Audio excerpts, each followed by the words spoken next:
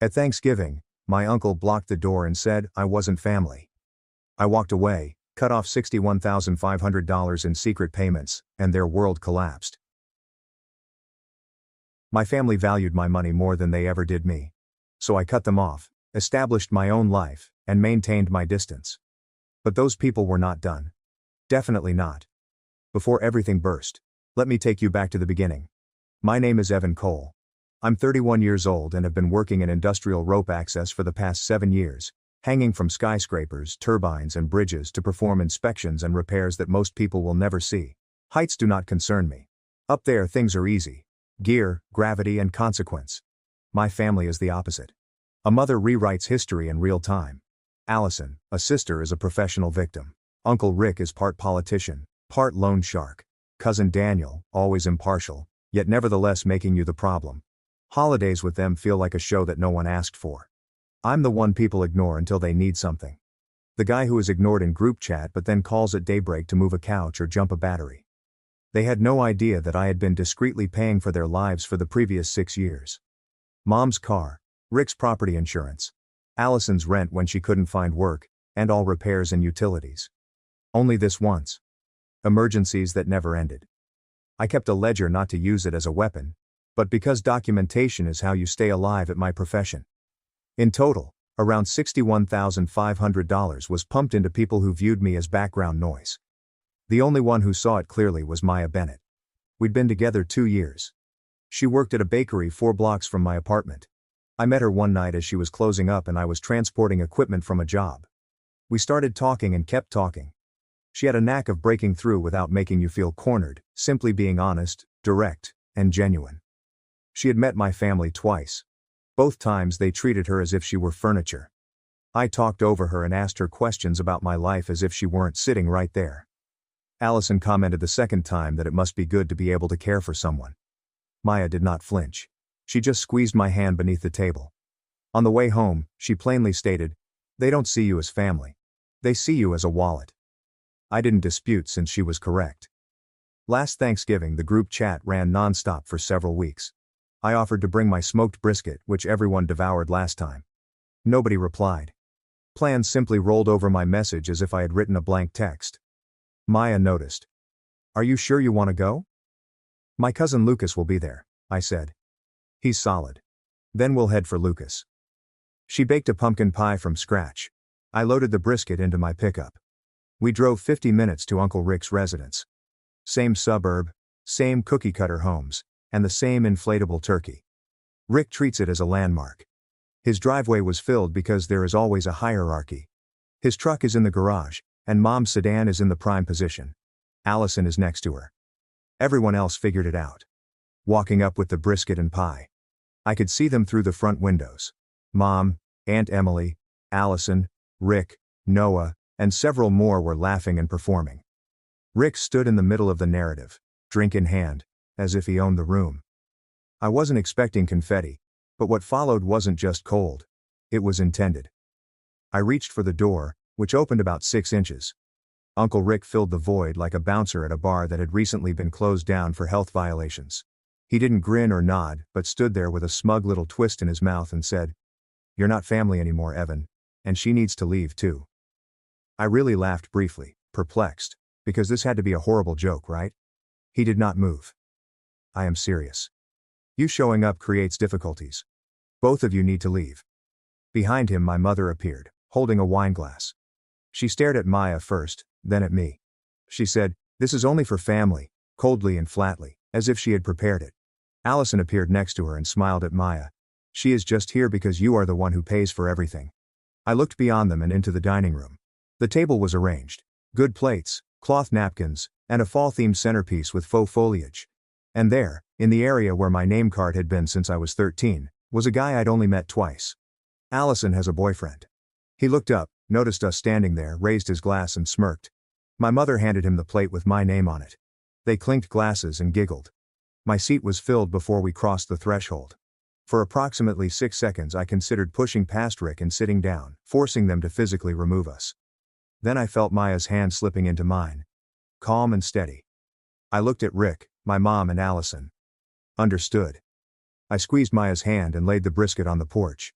She put the pie next to it, turned, and walked back to the truck. She said nothing till we got inside. The engine was running 4 blocks away when I pulled over. I sat there, hands on the wheel, trying to grasp what had just occurred. Maya's voice was soft and steady. They do not miss you. They lose access. I turned to face her. She wasn't weeping or upset. Just clear. You've been subsidizing their lives for years, she said. And the moment you arrive with someone who notices it, they kick you out. That is not family. That is control. My hands were shaking. Not because I was mad. Because I finally saw clearly. I got out my phone and entered the family group chat. 26 persons. What are you doing now? Maya asked, bringing the conversation to an end. I typed 4 sentences. If I am not a family member, I am not your wallet. Effective immediately. Payments are halted altogether. Please do not contact me for money again. Anything due will be addressed in writing. I then attached the Excel spreadsheet file. Every payment, date, amount, person, title and support were provided. I showed Maya before sending it. She read it once and nodded. Send it. I pressed send. We sat there, engine running, staring at my phone as if it was about to explode. 4 minutes after I sent that message, my phone rang. Lucas, where are you? He inquired about when I picked up. 4 blocks east. Stay there. I'm coming. People are walking out right now. There are 5 of us. Noah, Emily, 2 church pals, and myself. Half the damn table. He arrived 3 minutes later, got out of his car and went into my rear seat. He didn't say anything at first, simply staring at his phone and scrolling through the ledger. 61 grand, he finally said. Give or take. You've paid for their lives while they treated you like garbage. Both of us, Maya answered gently. They threw us out like trash. Lucas looked at her and then at me. I read the note at the table aloud. Rick attempted to play it off as if you were lying, Noah asked. He pays for what? Rick snapped back. He is lying. I then replied. You blocked him and his girlfriend at the door while he's been funding your lives for 6 years. Your mother's face became white. Then I left. Who else walked? Noah. He admitted he had no idea. Emily followed him. 2 of Rick's church pals appeared disgusted. One of them stated, You kicked them out and begged him for money last month. I'm not sitting here. Noah stood up and said, You said it was only for family, but you took his money. That is not family. That's a swindle. They then left. Allison tried to tell you that you were being petty. Rick went into complete meltdown. I started ranting about disrespect and betrayal, and how true guys don't discuss family matters. Lucas shakes his head. Real men? That's a lot of money coming from someone who has just openly shunned you both. They ejected you for bringing her. That's what this was all about. They don't want anyone around to see what they're doing. My phone vibrated. My mom sent me a text. We need to talk. This is not how families resolve issues. I didn't respond. Lucas saw it. Good. They're going to come at you both hard right now. Yes, I said. We are ready. Maya nodded. Quiet. Solid. The call started within an hour. Mom called first from a new number. Voice is gentle and damaged. Then comes Rick, who is loud and pushy. Allison communicates via SMS, portraying the victim. Daniel is pressing for compromise. Aunt Patricia. Margaret Walsh has unknown numbers. By 1 a.m., there were 52 unread messages and 18 voicemails. I blocked every single one. Instead, I opened my laptop and began to work. I canceled all of my automatic payments. Mom's car, Rick's insurance, Allison's phone bill, all of it. Done. I removed family members from my accounts, including life insurance beneficiaries, streaming services, and cloud storage. A clean slate. Then I wrote my lawyer, explained what happened, attached the ledger, and inquired about my choices. He replied within an hour. We should meet. Monday morning at 9:30 a.m. Within a week the ramifications began. Mom screamed when she called. I left a voicemail. My auto payment bounced. The bank is calling me. You are doing this on purpose. Evan, this is financial abuse. You are abusing your own mother. I'm really worried about you. And she's the reason you're acting like way. I blocked that number. Rick texted from an unknown number. My property insurance expired. Do you have any idea what you did? You are harming my livelihood. Call me back right now. Blocked. Rick tried again 2 days later. Different number. We need to communicate directly with one another. Face to face. There are no lawyers. Just us. I responded once. Talk to my lawyer. Then blocked. Allison sent an email. I know you're furious, but I truly need aid with my rent this month. Only this once. I promise to pay you back. P.S. If Maya is forcing you to do this, you should wake up. I removed it without replying. I blocked her email. Lucas texted me about 1 a.m. You okay? Yeah. You? Emily is angry about what they did. I assured her she did the right thing by stepping out. I didn't get much sleep. Not from anxiousness, but from planning. What they'd try next, how I'd respond, and what boundaries I required. Around 3:30 a.m., Maya got up and found me in the kitchen. Did not say anything. Just made some coffee and sat next to me. They're going to come after me as well, she added after a while. I understand. Your mother already hates me. This will grow worse. Yeah. She was silent for a minute. I am not going anywhere. I gazed at her. You do not need to stay for this. I am not staying for this. I am staying for you. Monday morning with the attorney. Jonathan Reed, late 1950s. No nonsense. Maya came with me. You kept decent records, he said after going over everything. Categories, dates, and notes. Clean enough to hand to a judge. Documentation keeps you relevant in my line of work. Jonathan gazed at Maya. Were you there for Thanksgiving? Yeah. They kicked us both out. Was anyone filming it? Aunt Patricia was on the porch with her phone as we left. Jonathan jotted that down. If she posts something, save it immediately. Most likely she will modify it to make you appear bad. He stared at me. They are going to escalate. Guilt, intimidation, reputational damage, and they'll try to split you two. Make you think she is the problem.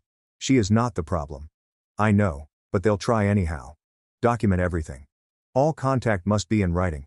If somebody appears at your house or workplace, call the police immediately. No engagement. No explanation. How about social media? I asked. Do not block them on Facebook yet. Allow them to talk where it can be documented. Every single comment, post and communication. Save it all. When we go to court, we expect a clear pattern. Tuesday, I was 42 stories up when it began. There were 22 missed calls by midday. Rick left one voicemail. Please call me back right immediately. If you do not answer within the next hour, I will come to find you. I've saved it. I sent it to Jonathan. I did not get a call back. Wednesday. My property manager called. Someone stopped by to ask about you. The older guy said he was your uncle. Seemed agitated. I did not let him in. If he returns, call the police. That afternoon I installed a video doorbell at my home. On Thursday afternoon my supervisor called. I received a strange call from a woman claiming to be your mother.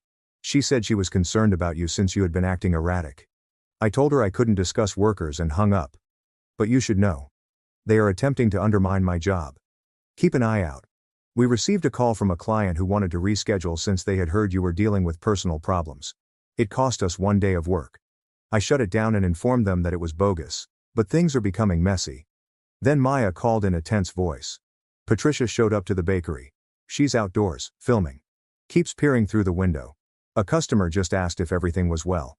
My management wants to know what is going on. Did she come in? No, I'm just standing there filming. But people are freaking out. Put me on speaker with your management. I heard movement. Then a woman's voice.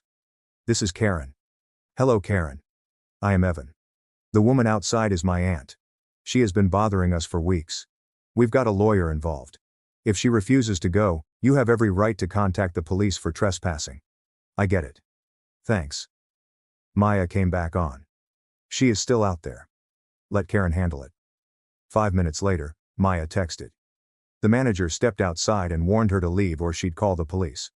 Patricia continued filming the entire time, but ultimately departed. Customers are asking questions. I called Jonathan. They have now escalated to her workplace. Jonathan was furious. That is targeted harassment. Document everything. If she posts something, save it immediately. We are building a case. On Friday, Jonathan issued letters of harassment. Every statute, specific instances, and future communication will go through his office solely. Violations would lead to urgent legal action. Certified mail for mom, Rick, and Allison.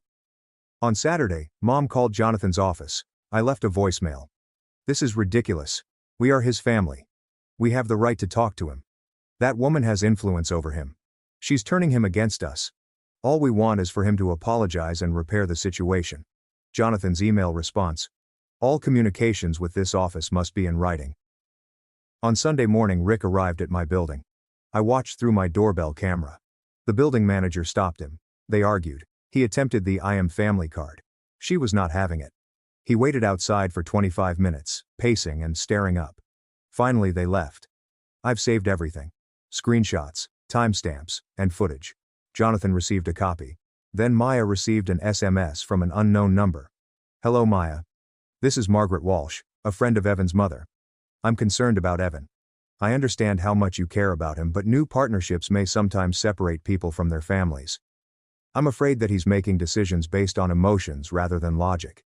His mother instilled in him great beliefs and faith, and it's difficult to see someone try to take them away. I understand how money can complicate things. Would you be willing to chat only to women? Maya forwarded it to me immediately. Your mom's acquaintance has just contacted me. She claims I'm isolating you and that I'm a gold digger. I called Jonathan. They're now going around me, attempting to portray Maya as the problem. Forward everything. Don't respond. Within an hour, Jonathan had sent Margaret a cease contact letter. She stopped after one warning. Aunt Patricia shared a cut and cropped video on Facebook on Monday. It began with me and Maya strolling away from Rick's porch. Backs to the camera. Cut out whatever Rick said. Cut out Mom's sentence. Cut out Allison's jab. Just showed us departing. Caption. When family attempts to welcome you to Thanksgiving and you storm out. She persuaded him to cut off all contact with those who cared about him. Praying for clarity. Comments flooded in.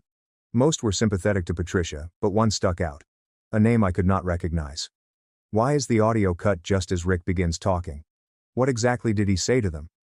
Patricia erased the comment within minutes, but I had already screenshot it. Lucas emailed me the link. She is creating a fake story, and someone saw the edit. Maya gazed at it. Her cheeks turned frigid. I didn't say anything the entire time. Save it. This is evidence. Rick arrived at my workplace within a week. Security escorted him away. My supervisor modified the protocols. Daniel sent 6 texts promoting compromise from various perspectives. I blocked them all. Aunt Patricia sent 3 more recordings, each portraying Maya as manipulative. Margaret texted Maya from 2 additional numbers. She repeatedly implied that she was manipulating me. Each time we documented everything and sent it to Jonathan. Then my father called. This was the first time I had heard from him in months. Evan, your mother is plotting something. She's discussing a family intervention. Says you're having a breakdown and they need to assist you. Rick is in charge of planning the event. They'll probably show up at your place this week. They intend to isolate Maya and exert pressure on her. Thank you for the caution. I am not a part of it. I still have occasional conversations with Rick. I thought you should know. I sent the warning to Jonathan. An ambush is about to occur. They escalated again the next Wednesday evening. 6:45 p.m. Maya was in my apartment. We were preparing dinner when my doorbell camera activated. 5 persons. Mom, Rick, Allison, Daniel, and Aunt Patricia are already recording with her phone. I contacted building security before they knocked. There are 5 people at my door. No invitation, no welcome. I need these eliminated. They knocked hard. Rick's voice comes through the door. Evan, we're here because we adore you. Open up. We need to talk. Maya stood next to me, calmly monitoring the camera stream on my phone. This is a family meeting, Daniel continued. His mediator voice is sensible. Calm. Nobody is mad. We simply want to comprehend what's going on. Allison began crying. Thank you, Evan. We miss you. We simply want to help. Mom's voice comes next. Shaky. Concerned. If you're struggling, sweetheart, we can get through it together. However, locking us out is unhealthy. Let us in. We'd like to chat to Maya, too. Woman to woman. Daniel spoke again, this time directing his words at the door and us. Maya. If you truly love him, you will support reconciliation. Family is vital. You do not want to be held accountable for ripping them apart. If you were a nice girlfriend, you'd advise him to stop acting petty. Maya's jaws constricted. She stared at me. I shake my head. Rick banged again. Stop being dramatic and open that darn door. Aunt Patricia kept filming and narrating. We're at Evan's residence, attempting to reach out. He will not even speak to us. This is what occurs when a person becomes isolated. Building security has arrived. Monica Alvarez, a woman who appeared to have worked nightclub doors for the past 20 years. You all need to leave now. We're his family, Mom explained. We're only trying to help him. He does not want you here. That constitutes trespassing. He isn't thinking clearly. Rick argued. We have the right. You have the right to leave. I am giving you 90 seconds. Daniel attempted his best peacemaker tone. Look, I'm not taking sides here, but this seems excessive. We're simply attempting to have a discourse. You are embarrassing your mother. Simply open the door and stop being dramatic. I opened my door. I stepped into the hallway. Security was between us. Maya walked out beside me. I looked at Daniel first, then at the others. Leave. You are trespassing. Maya's voice was steady and calm. Leave. You are trespassing. Mom started talking quickly, desperate. Evan, please. Maya, please, let's chat. I dialed 911, loud enough that they could hear through the door. 911. What is your emergency? 5 persons were at my door, refusing to go after being informed by building security. I need the police. They fled quickly. I heard their footsteps. Rick is saying something about contempt. Patricia is currently filming. Monica waited until they left. You okay? Yeah. Thank you. If they come back, we'll contact the cops first. No warnings. Aunt Patricia shared the clipped and altered video that night. They started hammering quietly, and Mom said, we just want to help. The banging stopped. Eliminate Rick's aggressiveness. Cut remove Monica's admonition. Cut remove Daniel's manipulation of Maya. Caption. When your family attempts to contact you and you call the cops on them, she convinces him we're the enemy. We're praying for healing. Comments flooded in. Some sympathize with Patricia, while others doubt the edit. Lucas responded to the discussion. You kicked them both out of Thanksgiving, tormented them for weeks, then showed up at their house unexpectedly. This isn't a worry. This is control. The following afternoon, I was on a job site when security radioed. Evan noticed 2 cops at the gate. Welfare check. Someone reported you as a threat to yourself. I felt my stomach drop. I will come down. I met with the officers, explained the issue, and showed them documents. Timeline, screenshots, audio, video, lawyer's letter, and intervention footage. The first cop studied it on his phone and then glanced at me. This is harassment. Clear cut. The second officer nodded. Whoever called in filed a bogus report. Can I obtain an incident report number? Absolutely. We're reporting this as a fake welfare check and harassment. I contacted Jonathan before they left the property. They armed the police. That is it. We're filing tomorrow at 8:30 a.m. My office. We filed on Friday morning. A protective order has been issued against Mom, Rick, and Allison. Is attached. Expedited hearing due to escalation included workplace evidence harassment, a fraudulent welfare check, targeted harassment of Maya, a social media smear campaign using manipulated recordings, and an attempted isolation tactic. The court date is the following Wednesday. That weekend Maya and I stayed in silence to decompress. On Sunday afternoon she was reading. I was evaluating a contract for a new project. Are you okay? I asked. Yes, really? She put down her book. They labeled me controlling. I said I was poisoning you. They showed up and tried to separate us. I posted videos that made me look like a villain. And none of this is true. I know it is exhausting. Yes, it is. She was silent for a minute. I'm choosing to stay. There is a distinction between having to and wanting to. On Monday Lucas called. The court date is Wednesday. Yeah. Do you need someone there? Yes, I do. Then I will be there with you both. Tuesday, Jonathan prepared us. They will try to frame the victim. Do not react. Let me do the talking. Maya, they might try to paint you as the instigator. Remain calm. The evidence speaks for itself. Wednesday morning, courtroom. Mom, Rick, Allison, Aunt Patricia and Daniel are in the gallery. The judge considered the evidence. 15 pages. Video, audio, timeline, witness statements, screenshots of messages directed at Maya, Patricia's modified posts, Margaret's manipulation attempts. Except for the flipping of the pages, there was stillness for 10 minutes. She looked up at Mom. You phoned his workplace several times with bogus claims. Explain. I was concerned about him, Your Honor. And showing up at his house despite being warned to keep away. I wanted to talk to my son about the fraudulent welfare check. Mom hesitated. I was concerned. And messages informing him that his girlfriend is manipulating him. Yes, she is. She's turning him against us. The judge's expression darkened. What evidence is this based on? Mom didn't respond. The judge turned to Rick. Mr. Cole. You were captured on camera at his home and workplace several times after receiving a cease contact notice. Why? Your Honor, this is a family company. We handle everything privately. So, you ignored the lawyer's letter? Rick shifted. I needed to speak to him. The judge stared at Allison. Is there anything further to add? He's my brother. I cannot understand why he is doing this. She is turning him against us. The judge laid the papers down. Your kid and his girlfriend established a limit. You escalated rather than respecting it. You informed his employer. Created bogus police reports. Despite being warned to cease, he returned several times. Harassed his girlfriend. Uploaded modified films to harm their reputations. That's not a concern. That is control. She grabbed up her pen. I am giving the protective order for 14 months. There is no touch with either of them. Stay 600 feet away from their homes and workplaces. Violation leads to instant arrest. Understood. Mom began crying. You mean I can't talk to my son? I am suggesting he and his partner have the right to be alone. Is this clear? Yes, Your Honor. The judge signed and delivered copies to both lawyers. We're finished. Outside, Jonathan handed us 2 copies of the order. Keep these handy everywhere. If they breach it, call the cops right away. Lucas and I proceeded towards his pickup. Maya walked alongside us. That was intense, he remarked. Yeah. Are you two doing okay?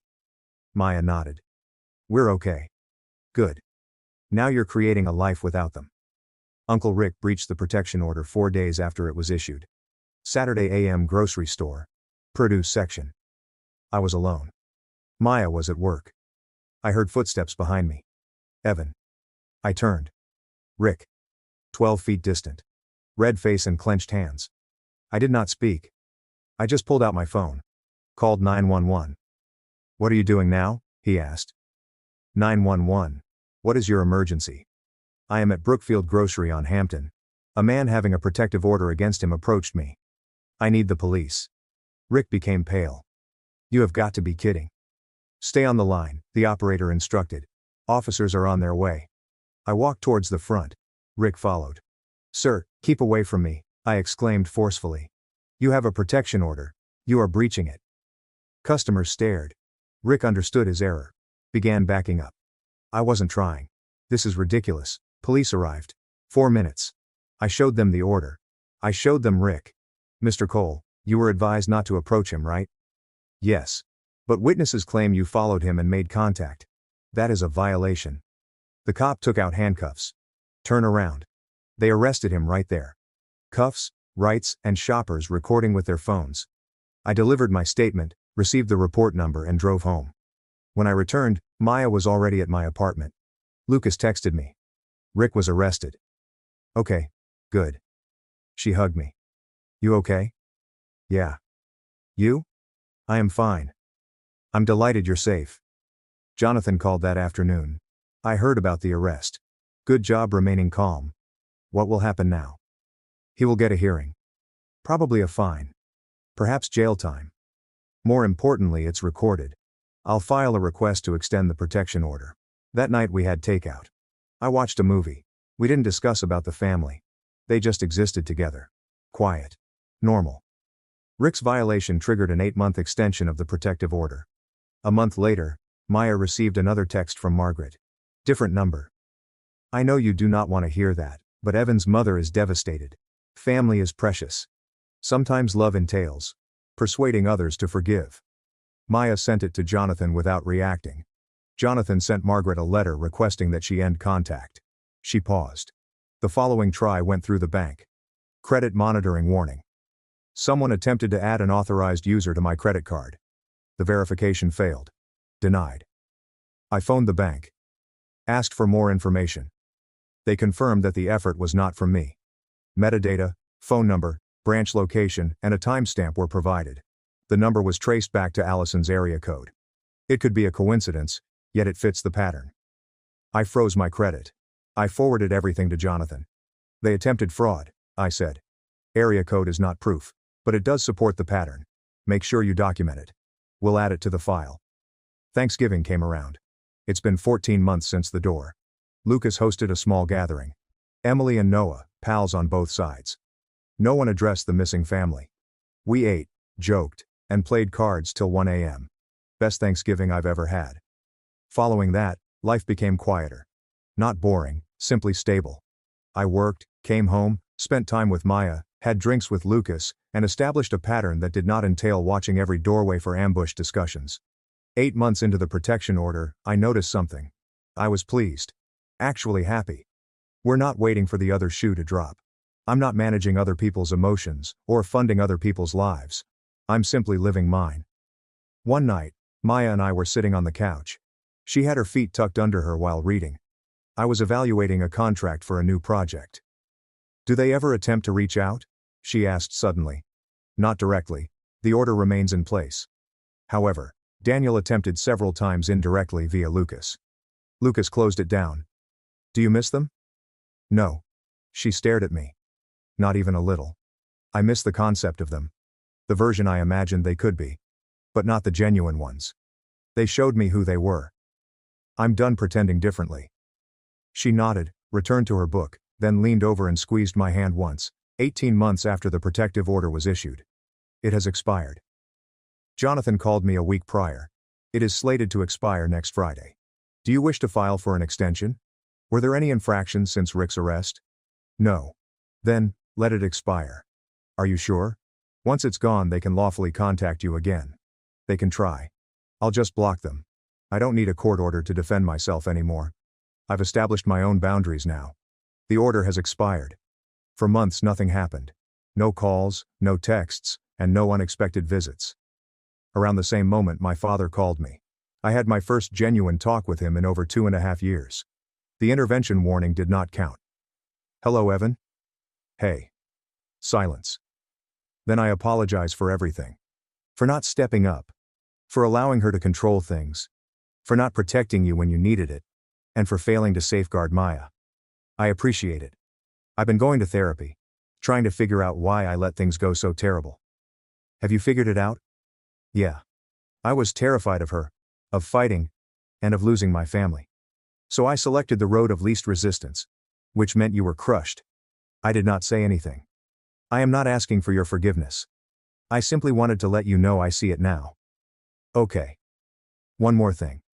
Your mother has been discussing reaching out. She intends to sweep the rug. Act as if nothing occurred. Do not anticipate an apology. Allow her to try. We hung up. Maya and I moved in together that spring. Her lease was up. She was already staying most evenings at my apartment. And honestly, I enjoyed coming home to her. Lucas began bringing his girlfriend around. The four of us would hang out. Dinners, game nights, and other typical activities. 2.5 years after Thanksgiving, I proposed. There is nothing dramatic. We were trekking. We stopped at an overlook. The sun was fading. Marry me. She looked at me and smiled. It took you long enough. Is this a yes? Obviously. We planned a simple ceremony. 20 persons. Lucas is my best guy. Her sister is maid of honor. A few close pals, including Aunt Emily and Noah. Nobody else in my family was invited. Nobody else knew what was going on. We were married on a Saturday in October. A little venue overlooking the river. Simple ceremony. There's no drama. Only 2 persons had selected each other. Lucas offered a toast. Short. Perfect. I've known Evan for most of my life. I watched him give everything to those who gave nothing back. I watched him and Maya get kicked out of their own family for setting limits, and now I'm witnessing them create something true together. To both of you. Mom and Rick arrived at the wedding venue dressed in formal attire. Aunt Patricia and Daniel are with them. They went up to the entrance and attempted to go in. We're family, Mom informed venue security. We were invited. The venue manager reviewed the list. I do not see your names. I am his mommy. There must be an error. No error. You are not on the guest list. You should depart. Rick stepped forward. We aren't leaving. This is ridiculous. The manager took out her phone. Leave now or I'll call the cops. Mom's voice became louder. Performative. I am his mother, and he is rejecting me from his own wedding. He is allowing that woman to dominate everything. This is what she has done to my family. I have the right to be here. I am his mommy. The manager's voice remained level. Your relationship does not supersede the guest list or trespassing laws. Guests began noticing and whispering. Maya's sister came out. They need to leave right now. The manager dialed. Police are on their way. They stayed. Rick planted himself. Mom continued to perform for the gathered crowd. 2 officers arrived 7 minutes later. The manager explained. The policeman approached. Everyone, please leave the premises right now. Mom initiated our relationship as a family. You are trespassing. The property owner wants you removed. Rick swelled up. It's my nephew's wedding. We have the right. You don't have any rights here. You are receiving a formal trespass notice. If you return to the property, you will be arrested. Is this clear?